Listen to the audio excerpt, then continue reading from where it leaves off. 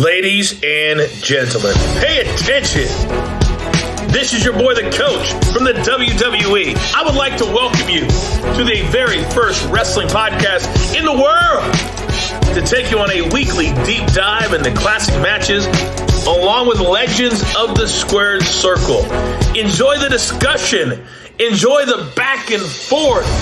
There's so much to get into. Ladies and gentlemen, this is The Payoff.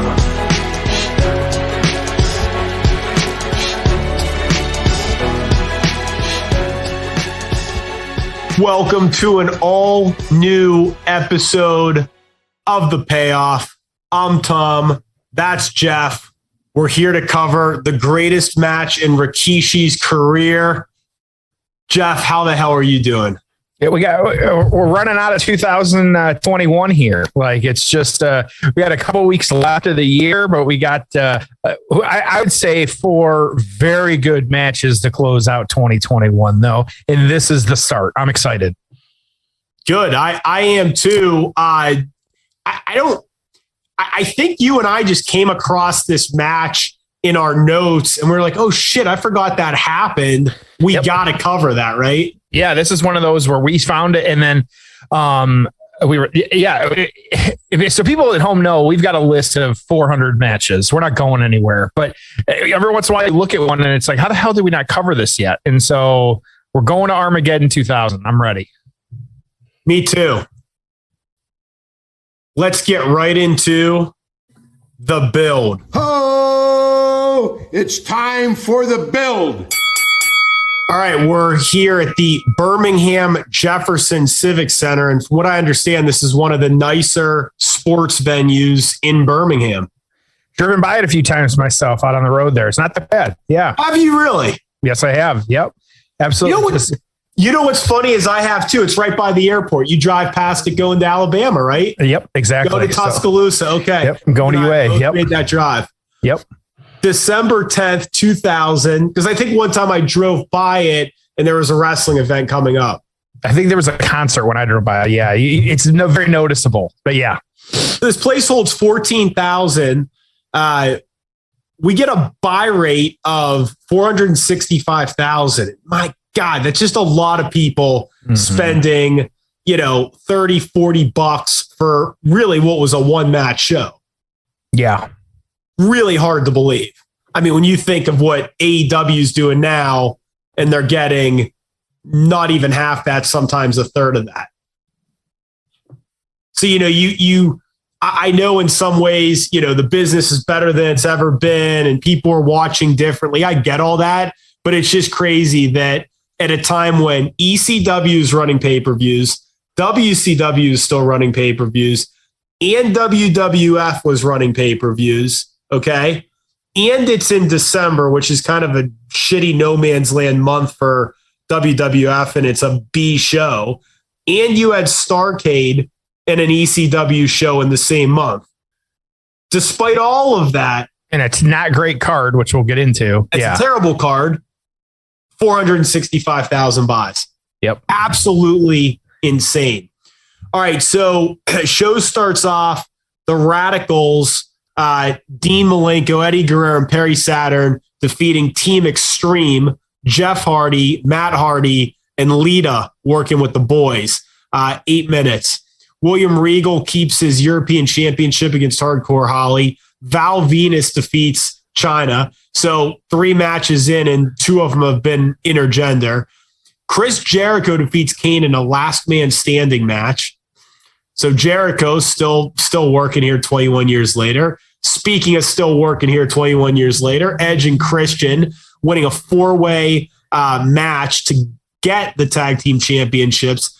Dudley Boys, K-Quick and Road Dogg, and Right to Censors who they would beat.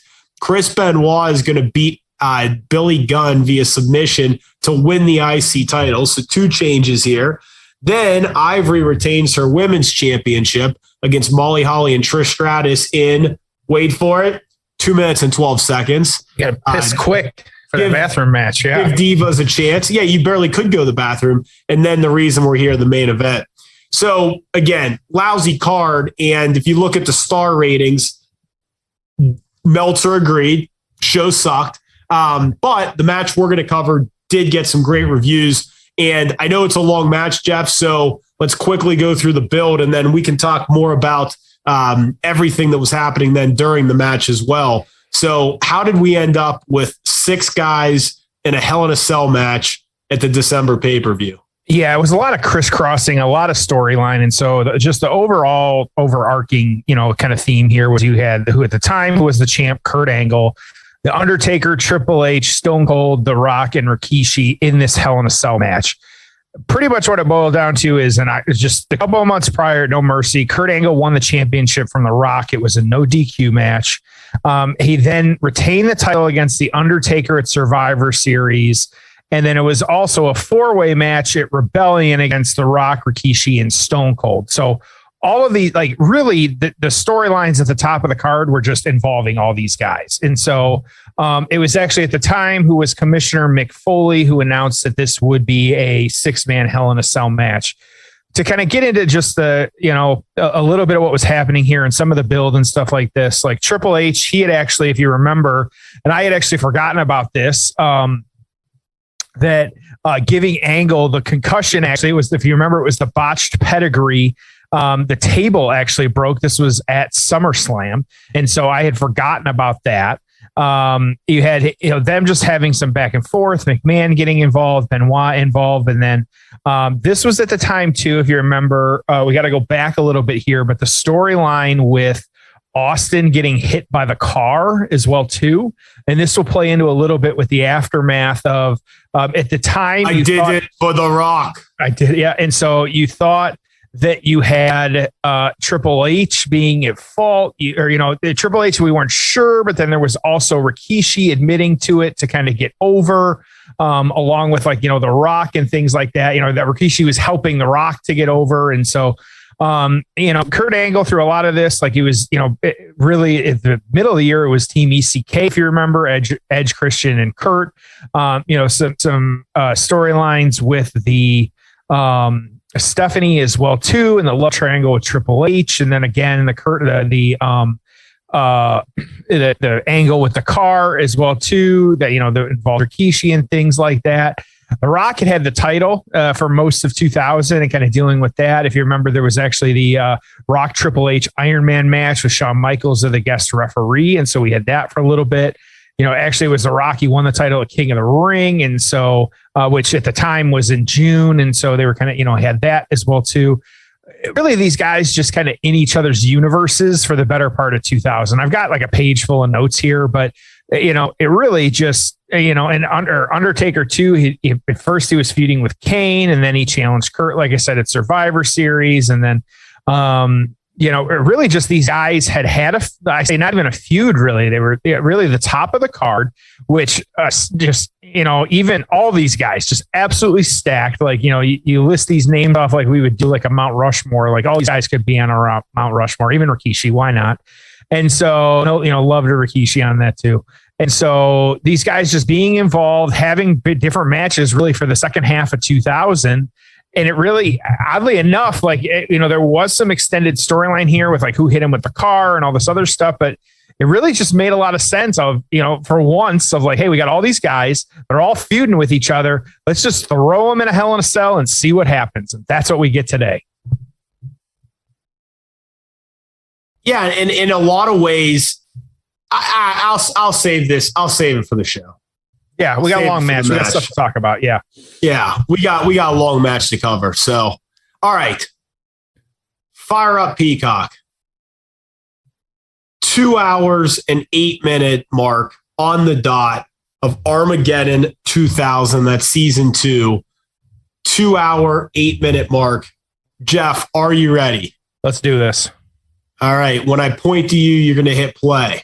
And everybody else too. You can't see it, but we're pointing to you through your speakers. Let's do it. All right. It's time for the payoff. Oh, it's time for the payoff. Austin coming in hot. You got the cage down. Most everybody, there's about 10 referees in the ring. And right out of the gate, Austin beating up Angle outside of the cage. Here we go. And we're in there, Undertaker too as well. So they are getting right into it. Everyone, Rock is beating up Rikishi on the inside. Undertaker's punching Angle. You got Triple H and Stone Cold guys right out of the gate, and we finally have the cage door shut. So here we go. I like Angle's tights. The white. I don't know. I thought the white was pretty cool. Yep, it's a good look. I mean, talk about the star power in this match, man. That's what I'm saying, man. It's really hard, and not to shit on Rikishi. I liked Rikishi. Is he necessarily? Oh, I know, but it's like if you swapped out Rikishi for Mick Foley or Shawn Michaels. I'm just trying to think during that era. But that's the thing. Other thing, during this era, there was very few other people that could do what they could go like this. And yeah, I mean, Shawn wasn't even in it at the time. But I mean, I don't know, even like a Jericho or someone. But whatever. I mean, it's they're locking the cage now. Yep, it is our. Well, it's Hell in a Cell, so we've got obviously the top as well too, and so locking the door, nobody getting in or out. So here we go.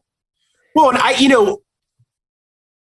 to me, like, for one of these Hell in a Cell matches or, these pay-per-views that we get now, to me, it would be more interesting if they did something like this. So rather than just doing the stupid, oh, well, these two guys are feuding, so let's put them together in a Hell in a Cell. If you just said, hey, you know what? Let's grab the top three top three guys on Raw, top three guys on SmackDown and put them in there. But again, now you have two titles, so I don't know how you would do it. Or maybe you put two guys in one brand, two in another, and both champions. And I don't know. But it would be nice. My point is, if it would be a more logical build to just throw six guys together. Yep. Versus two guys that just happen to be feuding at the time. So a few things I want to point out with this match too. Of like, yes. We've got this with it. This one was interesting because throughout most of this entire show, and we didn't talk about it, there was really vignettes for this match throughout the entire show.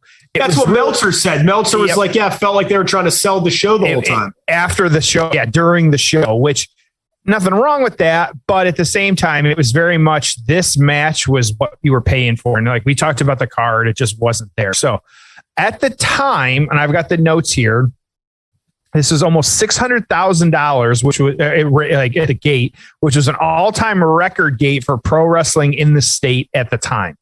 And so I don't know where it's at now because, I'm sure that with filling arena or stadiums and things like that. But at the time, like that was a ton. Now, here's an interesting little tidbit, Tom. I wish we talked more about the OG XFL around here. But I have some OG XFL kind of connections to this match and this whole pay-per-view, actually, where if you bought season tickets for the Birmingham Bolts XFL team, you would get a free ticket to Armageddon 2000. And so I have no idea how much the Birmingham Bolts season tickets were for that first season in order to kind of compare if it was worth it or not. But hey, like, you're getting your money's worth if you're paying for the Bolts and then you get a free ticket for this show. Yeah. And this was the first, and the reason they did that, this was the first pay-per-view in 13 in a row that didn't sell out. So the last one that didn't sell out was September 1999, Unforgiven. Then the one before that, interestingly enough, was the Calgary Stampede pay-per-view. Yep. And Meltzer points out the irony is that it's rated by many as the best pay-per-view event in WWF history. Yikes. Man, I don't know about that, like a 2-hour in your house. But I mean, I guess it was July of 97.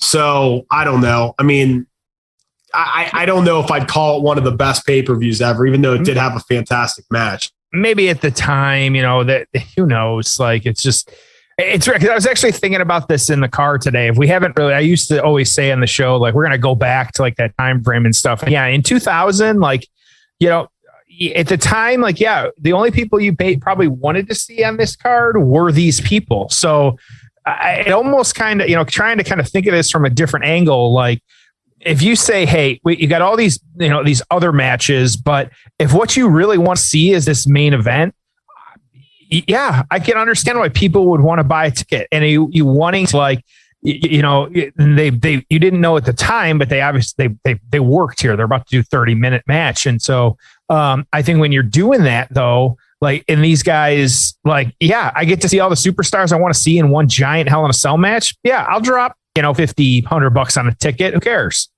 So that piece, that kind of makes sense. We've got right now, we got a lot of action outside of the ring.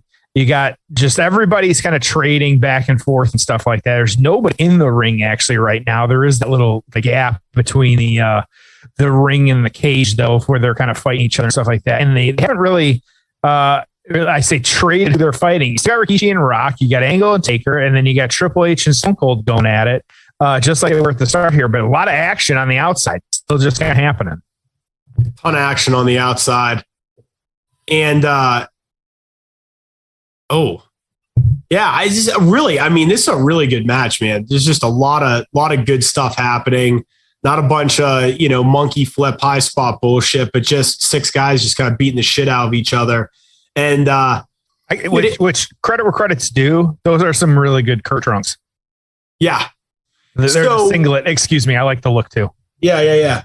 So this is. I know sometimes we always remember the good stuff and we think wrestling was so perfect, back in different eras, but there's a lot of bullshit with Steve Austin at this point. So, remember when he has that neck injury, they write him off TV by getting run down by the car.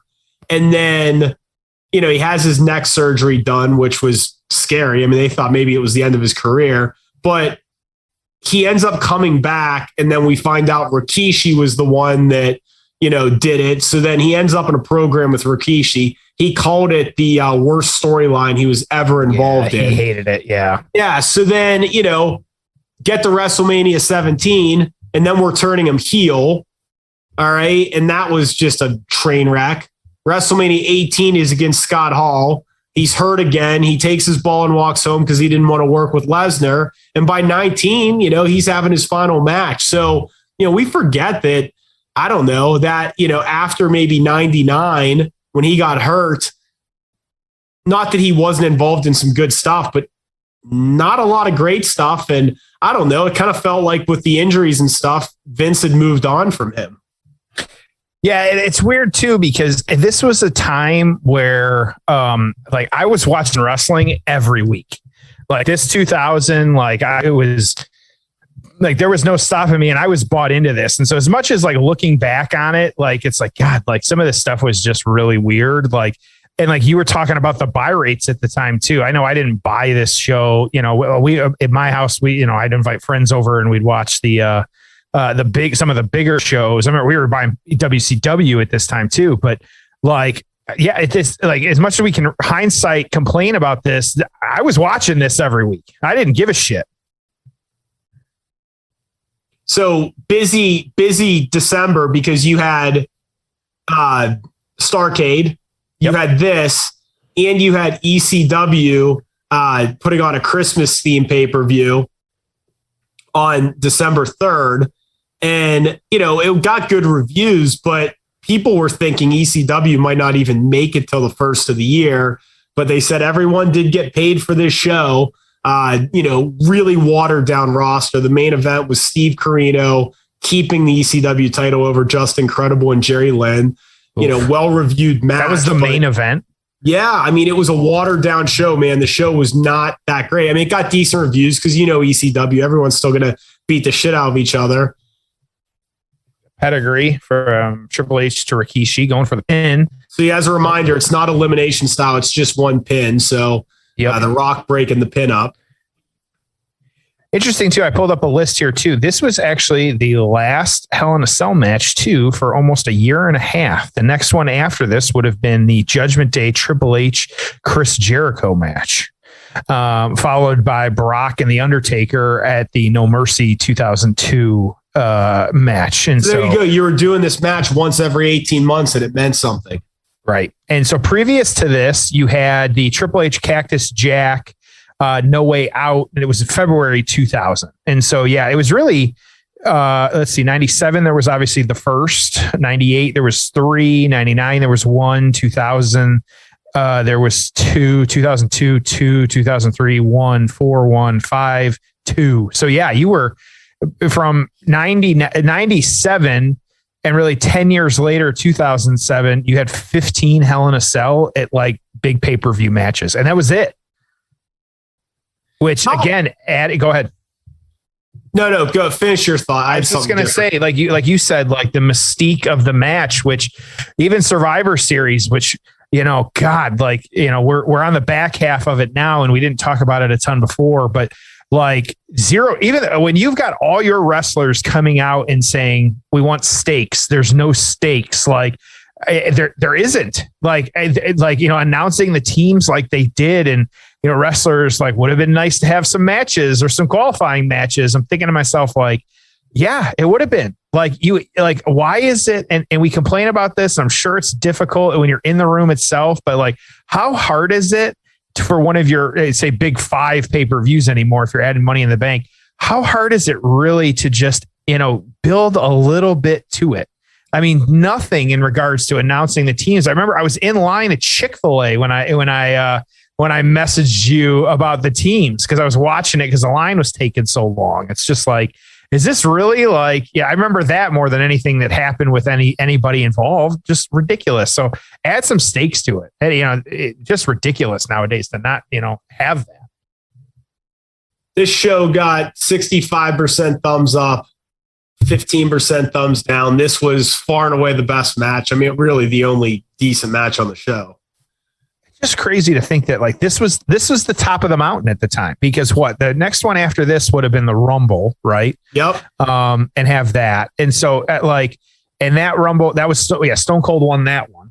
And so like, I just, I don't get it. I really don't. Yeah, no kidding. So, well, and they were only going to get more complacent once they, had no competition just a few months later.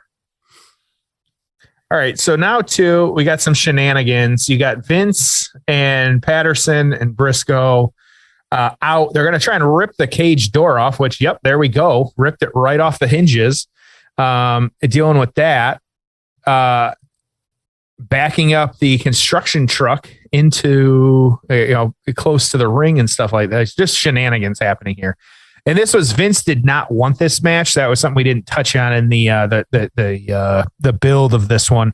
That with kind of everything that dealing with and stuff like that, like he did not want this match to take place. And so just a weird little side angle on this. Now there's been action going on in the ring too, which they are not showing. All they're doing is showing this weird shit with like trying to chain up the cage and stuff like that, and that's it. What's the purpose of this truck? I'm not even sure. I forget why we're here. They're trying to pull the entire cage down with this construction truck, which it's totally taken. Like there's you can see it in the background. There's action. Rikishi just super kicked the Rock. Yeah. And they really just. Okay, so storyline, Mick Foley wanted this match and Vince didn't. And he made the match, yes. And so as commissioner, and so now you've got Vince trying to stop it. Yep. Got it. Okay, so that's why he's trying to like deconstruct the cage, basically. Got it. I guess that's one way to do it. So talk about how bad WCW was at this point. So November of 99 versus November of 2000, their pay-per-view, the buy rate was down 74% and the gate was down 72%. Wow. I mean, they basically just, died in this stage. I mean, it's amazing how, it's just amazing how, you look at some of the numbers, and there's obviously been books written about this, and Bischoff talks about on his podcast. But I mean, a company that literally went from hundreds of millions of dollars of revenue to completely dead, in the matter of like 12 to 18 months, it's just really, really hard to fathom. Yep. Yeah, it really is. And I was having this thought actually when I was listening to some other, wrestling podcasts and stuff this week of just like, it's so weird to me how like this is, I don't understand where the disconnect is almost. Like we talk a lot about the current product, or not a lot on the current, but we kind of compare the current product to, how bad it is nowadays. And I'm wondering like, why was this so much better in 2000 when you have only really one match to even speak of on this card? And then you've got like Full Gear and Survivor Series, and they're doing these, we're seeing people we want to see. Is it the characters? Is it the story? Like, I was trying to like have like this, like, like a spiritual like thought to myself of like, what fixes it? I don't know what fixes it, or if it can be fixed. I actually think it's like 50-50 between two issues. I think the storylines, and we're talking WWE, I think the storylines suck, and I think the wrestlers suck. They're great performers. They're great in the ring, but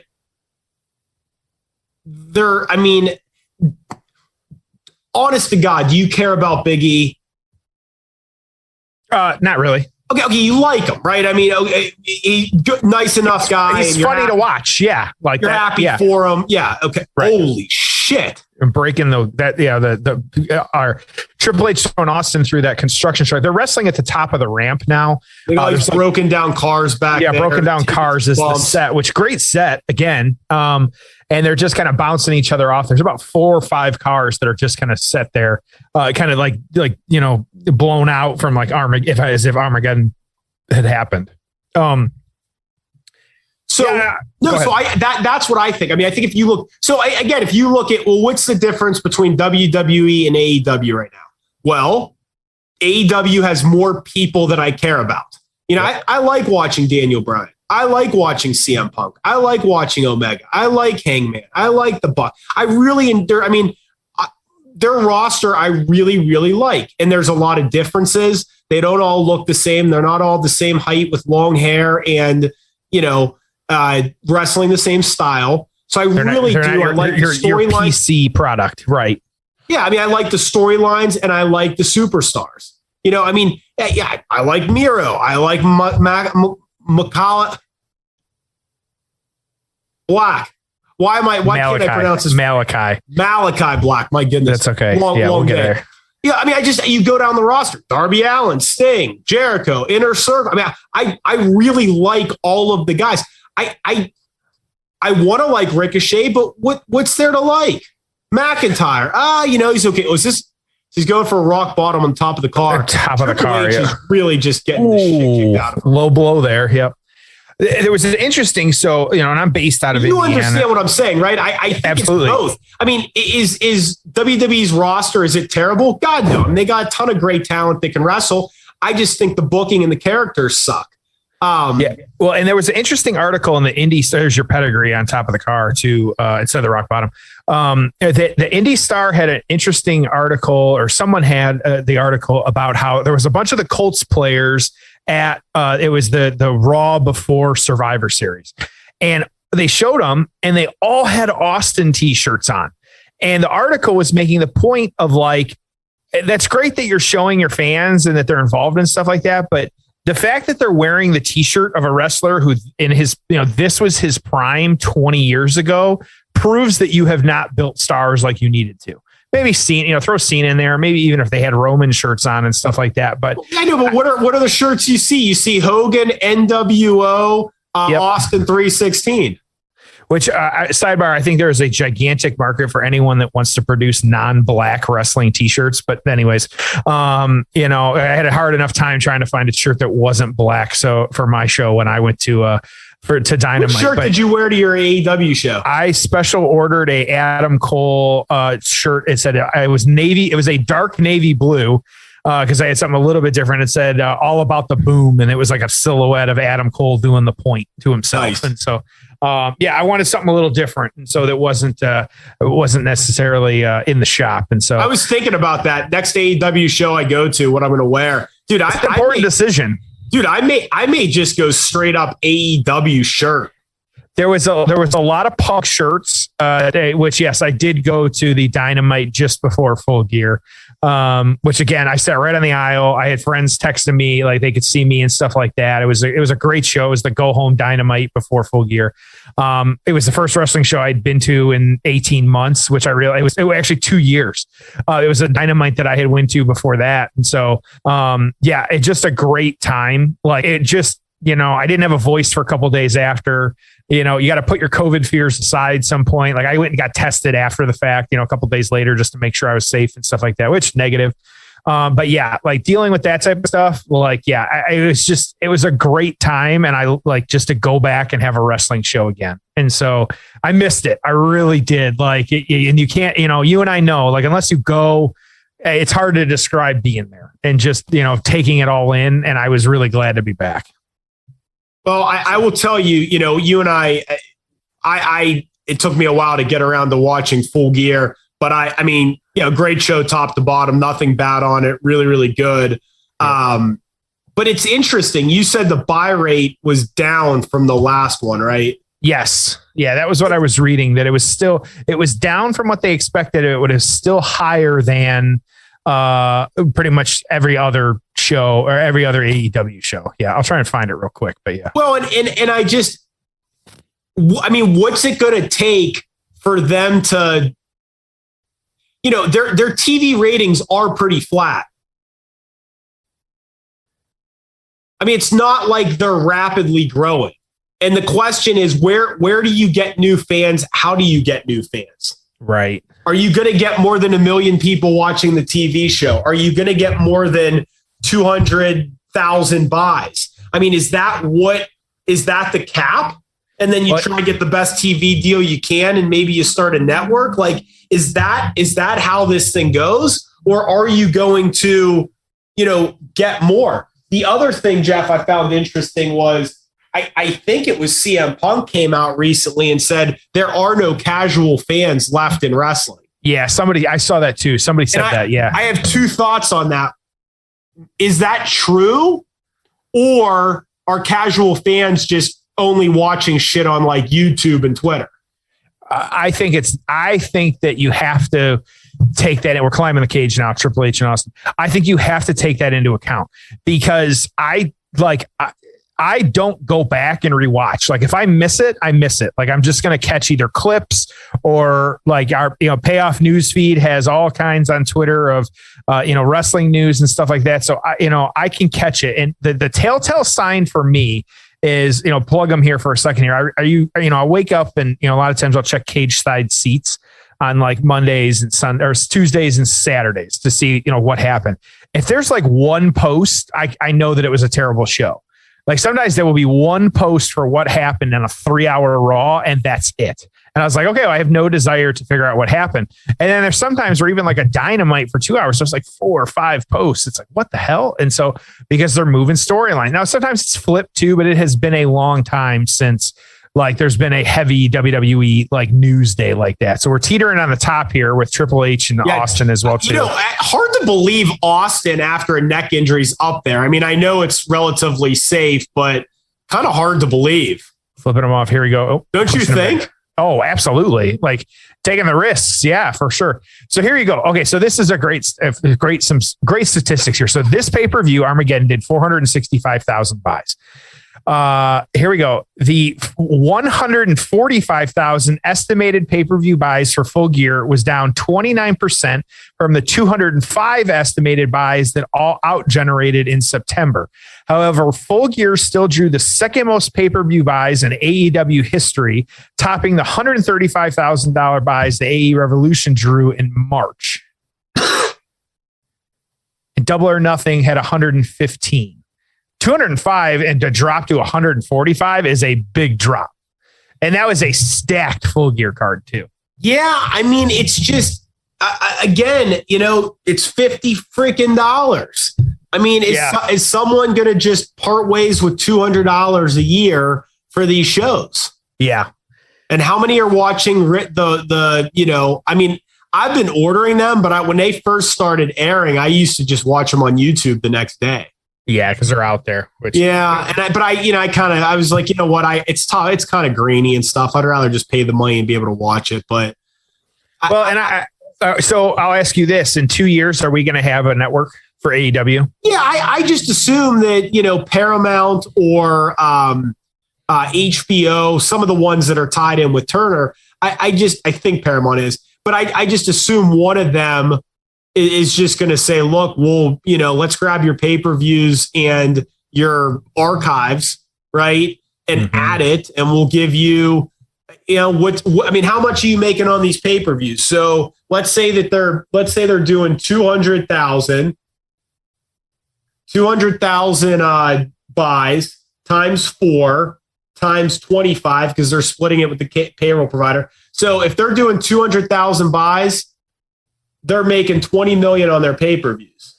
So the question becomes, what do you need to make off of a network, a streaming network, for it to be, for you to feel made whole? Well, if you gave up your pay-per-views and maybe you did some specials and you had all of your previous Dynamites and Rampages on there, plus whatever other kind of bonus content or stuff you could do, you'd say, look, we want a $50 million a year deal, $40 million a year deal. Then you don't have to worry about pay. So it's a win-win, right? Is there someone that would pay $40 million a year to add your content? I don't know, but probably the way content rights are going, and then they're able to double what they're making off pay-per-views and not have to sell shit anymore, not have to gouge their fans for $50. I have to say too, so Rikishi climbing to the top of the cage now, which we do have the footholds on this cage.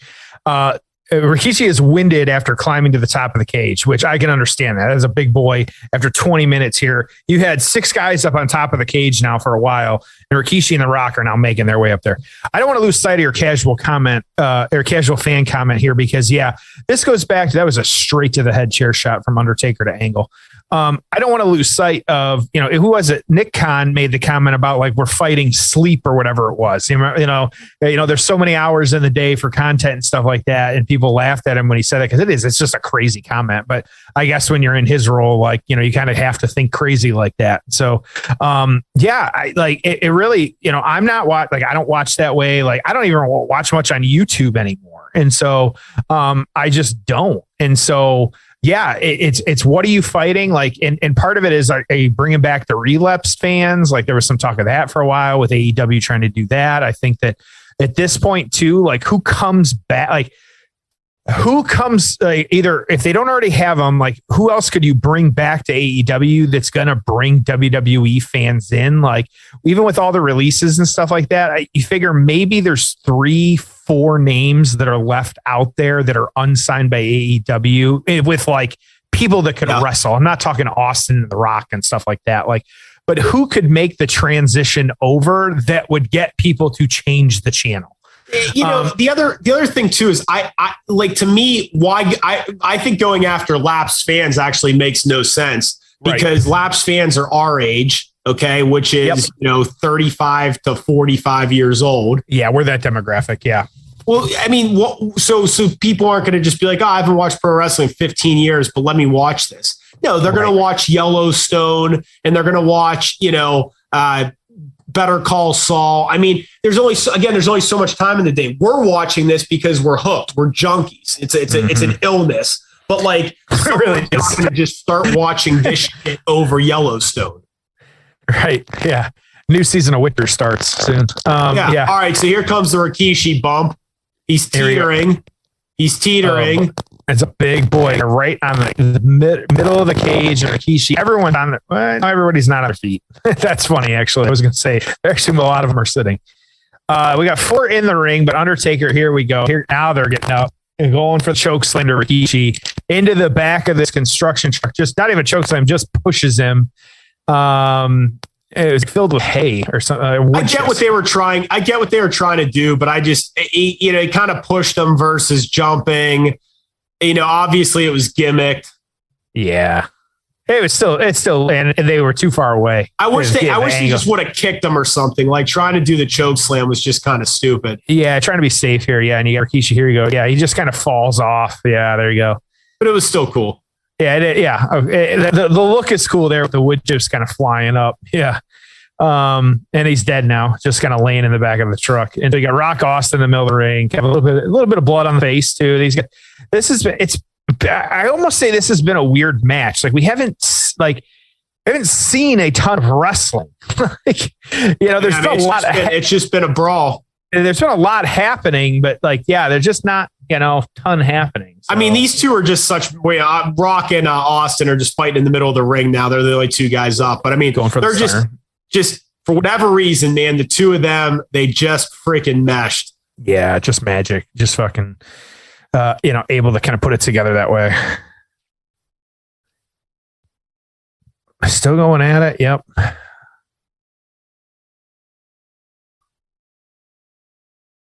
Yeah, interesting match. I mean, good match, but yeah. Yeah, we'll talk about what this leads to, of course, especially with WrestleMania X7 on the horizon. But so in the aftermath, things like that. So going for the rock bottom, not the rock bottom, people's elbow. Triple H kind of taking him out. That was obvious. Hey, where do you stand on the people's elbow? Do you like it, or you think it's stupid and gimmicky? It's absolutely totally gimmicky. But it's not a finisher. Like the rock bottom is a finisher. Bullshit. Really? Oh boy, here we go. He beat CM Punk with the people's elbow to end that long title reign. I believe he beat John Cena at WrestleMania with it, but he did it. He was doing it as a finisher. I hate it as a finisher. Agreed. Yeah. No, it's not that's what I'm saying. It is definitely not a finisher. And so that's like, I feel like the most protected finisher in wrestling right now is the RKO. And so like, again, I like the RKO, but I don't think it's that much of a finisher either. And so granted, like I would never say that to Randy Orton, but hey, it's the world we live in. And so that was a rock bottom to Angle and Austin kind of breaking it up. You got Rock, Austin, and Angle in the ring now. Angle covered in blood. That was a great shot. You can see it's like all over the singlet as well too. Did every guy Rock bladed, Triple H bladed, Ankle bladed? Or at least I don't think Rikishi did. At least I didn't see it, or it closed up quickly. At least 4 of the 6 did. Absolutely. Austin still got it coming from the top of his head. Yep. Tom, it's about that time too. I know the match is almost over here, so I want to make sure we get it in before this. Not forgetting, it's still time right now. If you order today, before Christmas, if you're looking for a gift, what do you need? Manscaped.com, using our code PAYOFF20, PAYOFF20, free shipping and 20% off. Get it in before the holidays so that you can get it in during the holidays. And so you want to look good. Make sure you're doing this. All kinds of new products. They got the lip balm as well too, which we and I were talking about that just before the show started. All kinds of new formulas and things like that. They actually use, I didn't realize this until I read about it, Tom. They use the same scent in their lip balm that they use in their cologne. And so make sure to check it out using our payoff code, our promo code, excuse me. It is the payoff code. PAYOFF20, PAYOFF20 today. Free shipping, 20% off. And in the meantime, Angle got the pin. Yeah. In the meantime, Angle got the pin. There we go. I tried to sneak it in and I wasn't able to, but that's okay. So Taker was actually still, or I think he still is, on top of the cage. They haven't shown him in a while. Is he just kind of hanging out up there? Or? Yeah. Rikishi's out. Taker's on top of the cage. Angle sneaks the win. So there you go. There you go. All right, let's get into the aftermath. Ho! It's time for the aftermath. Well, it was definitely interesting. It wasn't bad. I'll say that. But it was definitely, there was just things happening. Like it wasn't a wrestling match. Like there was a lot of spots. There was just a lot of brawling and kicking the crap out of each other. It wasn't a wrestling match, but it was a brutal match. There was a lot of blood, a lot of stiff shots. I will give them that. Yeah, underwhelming. Yeah, that was part of it too. I wasn't disappointed, but I was whelmed is the best way to put it. I wasn't underwhelmed. I wasn't overwhelmed. It was fine. Yeah. Yeah. I don't know. I just expected more than that. Yep. Especially so what happened? 4.5 stars. Yeah. 4.5 stars on that too. So yeah. We'll get there. It was cool seeing it. We'll read the review. Yeah. We'll get there. Yeah. We're excited to talk about this one. Yeah. This one. So we're going off the air. There was a quick stun from Stone Cold to Angle on this one, just to kind of send us home happy, I guess, if you will. But you had Triple H. It was really, going out of 2000 and 2001, feuding with the Undertaker, who actually beat him at WrestleMania X7. And so you had that. You had Angle. It was actually, he beat Triple H at the Royal Rumble. He ended up losing to the title of The Rock at No Way Out. And having that, there was also the taking on his WrestleMania X7 match was against Chris Benoit. And having that, they had actually a little bit of a feud there. They went into Backlash. It was the ultimate submission match, if you remember as well, too. 4 falls to 3, so stuff like that. There was just a lot happening, which was kind of cool. Rikishi as well, too. Rikishi didn't really have a lot going on leading up into 2001. He did win the 30th spot in the Royal Rumble, but didn't really do anything with it. The Rock, of course, too. Rock and Austin at this point. This was, kind of really the big story coming out of this one as well, too. At the time, Stone Cold winning the Royal Rumble, Austin having The Rock having the title, leading into WrestleMania X7, having the Austin Rock, of course, Vince getting involved in that angle as well, too, and having that. And so, yeah. And Austin hitting The Rock with the chair, stuff like that, and winning the title. So yeah, Undertaker actually reuniting with Kane. There was a Brothers of Destruction run, having a title shot against Edge and Christian. There was and the Dudley Boys was a table match. And then Undertaker ended up, like I said, taking on Triple H at X7. So just the storylines kept going. These guys came together at this show. They kind of went their separate ways and had different things happening after the show. So, but I said they were still kind of feuding, on and off, things like that. So just interesting. So PWI 2000, this was interesting. Numero uno, Triple H for 2000 and the PWI ranking. The Rock, number 2. And so 1 and 2 in this match. You had Kurt Angle at number 13. Rikishi at 27, and Stone Cold and The Undertaker unranked in 2000. So interesting there. And so Wade Keller on this one, what do we got here? So the WWF decided to make sure every viewer knew that the reason they purchased the show was because of the Hell in a Cell match. The stream of features and vignettes between undercard matches made that clear. While it may have gone a bit too far, the concept is a good one. Just because somebody has already purchased an event is no reason to stop convincing them that they made a good decision. Giving viewers the feeling that they were about to see something historic helps them feel as if they made the right decision to purchase the event. The main event was a blast of a spectacle to watch, but not a classic.